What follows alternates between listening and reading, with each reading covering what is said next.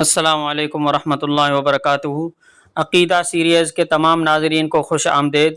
پچھلی 6 اقساط میں ہم نے اللہ تعالیٰ کی توحید اور اس کے متعلق عقائد کو تفصیل سے سمجھا۔ آج ہماری سیریز کا دوسرا حصہ شروع ہو رہا ہے، جس میں ہم عقیدہ رسالت اور انبیاء کرام پر گفتگو کریں گے۔ آج کی 7ویں قسط میں ہم جانیں گے کہ نبی اور رسول میں کیا فرق ہے اور ان کا حقیقی مرتبہ کیا ہے۔ چلیے ویڈیو کا باقاعدہ آغاز کرتے ہیں۔ سب سے پہلے جاننا چاہیے کہ رسول اور نبی کون ہوتے ہیں۔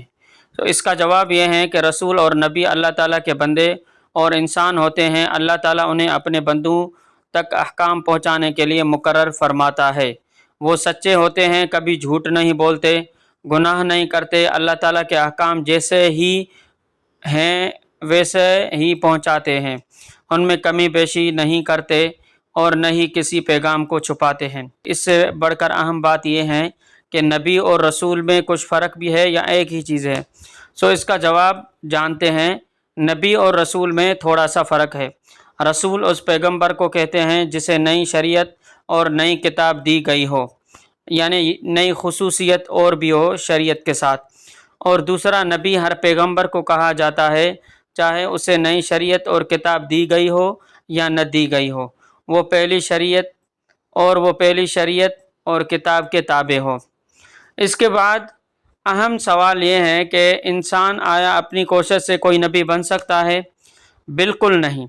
اللہ تبارک و تعالیٰ جیسے نبی بنانا چاہیں وہی نبی بن سکتا ہے۔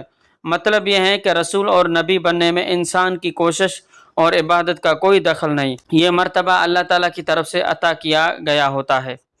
اور اس کے بعد یہ جاننا چاہیے کہ دنیا میں جتنے بھی نبی اور رسول آئے ان کی صحیح تعداد اللہ تعالیٰ ہی جانتا ہے۔ ہمیں اس طرح ایمان لانا چاہیے کہ اللہ تعالیٰ نے جتنے بھی رسول بھیجے ہم ان سب کو برحق اور سچا رسول مانتے ہیں۔ آخر میں ہماری گزارش ہوگی کہ اگر آپ کو یہ علمی سلسلہ پسند آ رہا ہے تو ویڈیو کو لائک کریں، اپنے دوستوں کے ساتھ شیئر کر کے اس دینی دعوت کا حصہ بنیں۔ جزاکم اللہ خیرہ۔